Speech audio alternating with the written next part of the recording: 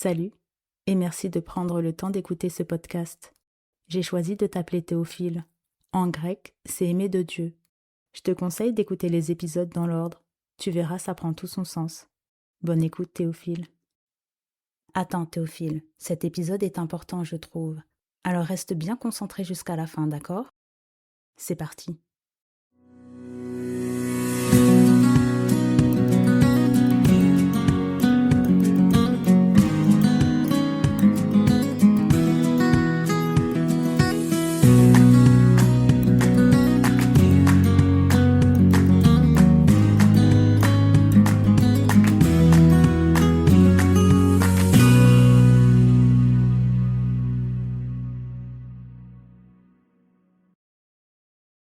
Emmanuel. Voici, la Vierge sera enceinte. Elle enfantera un fils et on lui donnera le nom d'Emmanuel, ce qui signifie Dieu avec nous. Matthieu 1, verset 23. Depuis qu'Adam a choisi d'écouter la voix du serpent plutôt que celle de Dieu, Satan se promène sur cette terre comme si elle lui appartenait. D'ailleurs, il est dit dans Luc 4, versets 5 et 6, « Le diable, l'ayant élevé, lui, et donc là on parle de Jésus, lui montra en un instant tous les royaumes de la terre, et il lui dit, « Je te donnerai toute cette puissance et la gloire de ces royaumes, car elle m'a été donnée, et je la donne à qui je veux. » En premier lieu, la terre n'a jamais appartenu à l'homme, elle appartient à Dieu. Adam en était juste le gérant. Mais le problème, c'est qu'Adam s'est vendu, en même temps qu'il a perdu l'autorité sur cette planète. J'ajoute à ça la sentence qui est la peine de mort, il ne manque rien, on a tout perdu. Et c'est là que Dieu intervient avec son plan d'urgence préparé avant la fondation du monde, qui se trouve dans Lévitique 25, les versets 47 à 48. Si un étranger, si celui qui demeure chez toi devient riche et que ton frère devienne pauvre près de lui et se vende à l'étranger qui demeure chez toi, ou à quelqu'un de la famille de l'étranger, il y aura pour lui le droit de rachat. Après qu'il se sera vendu, un de ses frères pourra le racheter. Puisqu'Adam s'est vendu, il faut qu'un de ses frères le rachète. Sauf que dans ce cas précis, le prix à payer, c'est la mort. Or, presque tout d'après la loi est purifié avec du sang. Et sans effusion de sang, il n'y a pas de pardon, selon Hébreux 9, verset 22. Du coup, le plan de Dieu, c'est Jésus. C'est lui son droit de réponse. C'est pour ça qu'il a fallu que Jésus devienne un homme, pour qu'il puisse devenir notre plus proche parent, notre frère. Si je reprends Lévitique 27, versets 47 à 48, ça donne ça. Si un étranger, c'est-à-dire le serpent ancien, si celui qui demeure chez toi devient riche et que ton frère, c'est-à-dire Adam, devienne pauvre près de lui et se vende au serpent ancien qui demeure chez toi ou à quelqu'un de la famille du serpent ancien, il y aura pour lui le droit de rachat. Après qu'il se sera vendu, un de ses frères, c'est-à-dire Jésus, pourra le racheter.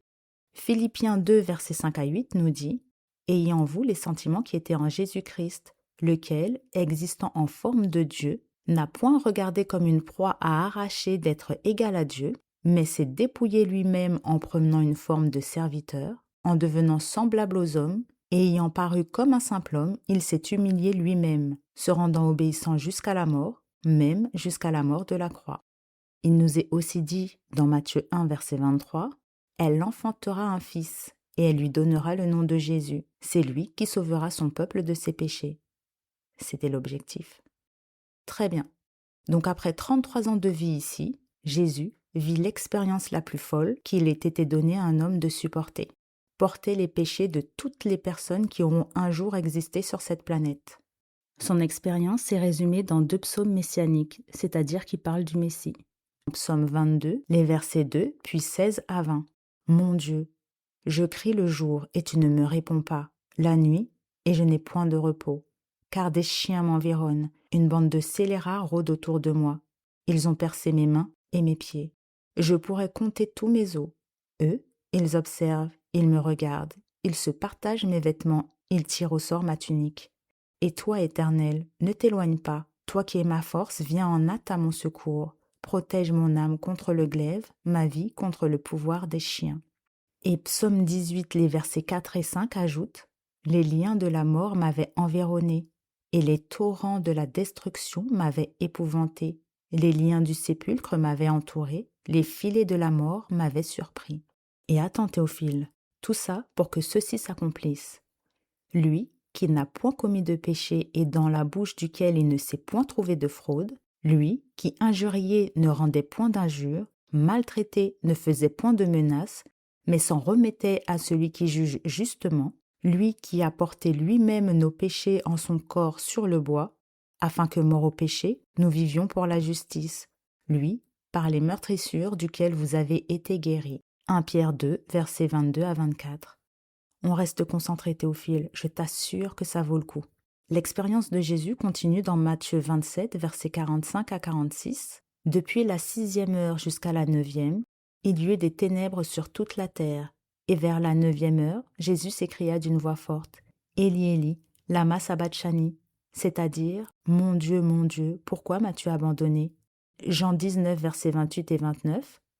Après cela, Jésus, qui savait que tout était déjà consommé, dit, afin que l'écriture fût accomplie, « J'ai soif ». Il y avait là un vase plein de vinaigre.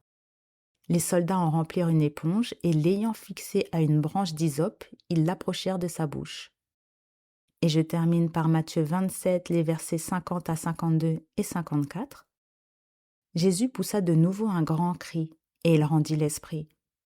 Et voici, le voile du temple se déchira en deux, depuis le haut jusqu'en bas. La terre trembla, les rochers se fendirent, les sépulcres s'ouvrirent, et plusieurs corps des saints qui étaient morts ressuscitèrent.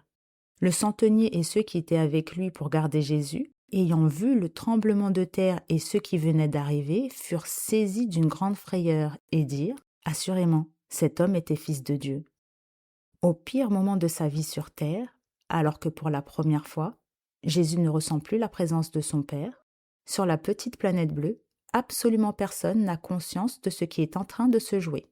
Personne. Et à cet instant précis, tu sais ce qui se passe au ciel, Théophile? Rien. Absolument rien. Tu sais pourquoi? Parce que Dieu a vidé le ciel tout entier pour descendre aux côtés de son Fils.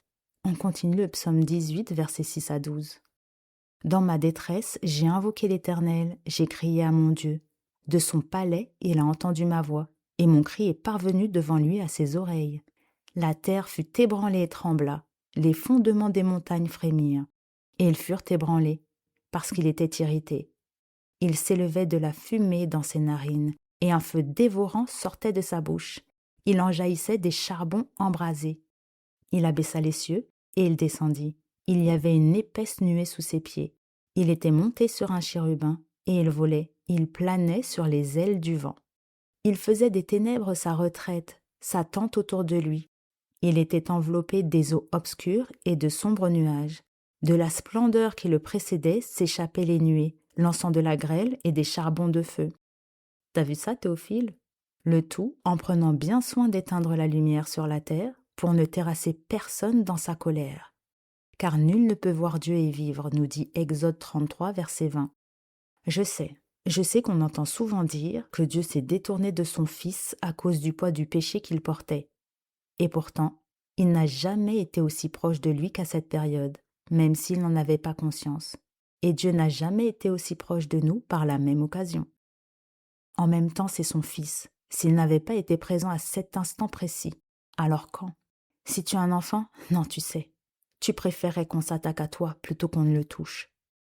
Alors Dieu vient. Il accompagne son Fils discrètement dans sa souffrance.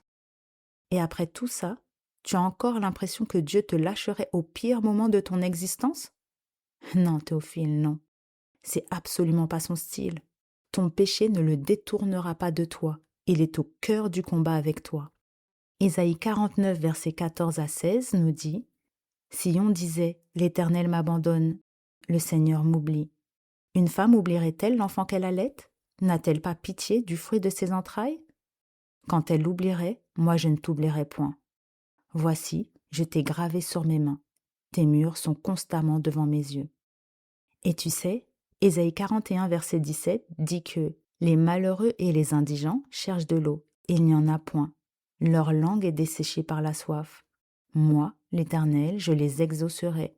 Moi, le Dieu d'Israël, je ne les abandonnerai pas. Leur langue est desséchée par la soif. Je ne les abandonnerai pas. Jésus l'a cru. Il a été jusqu'au bout de sa mission, alors qu'il se sentait séparé, abandonné de Dieu pour la première fois. Tu vois, Théophile, c'est ça la foi de Jésus. Aller jusqu'au bout, s'accrocher à la parole de Dieu, croire envers et contre tout, que ce qu'il dit, il le fera. Surtout quand tout prouve le contraire, quand tout crie le contraire autour de toi et en toi.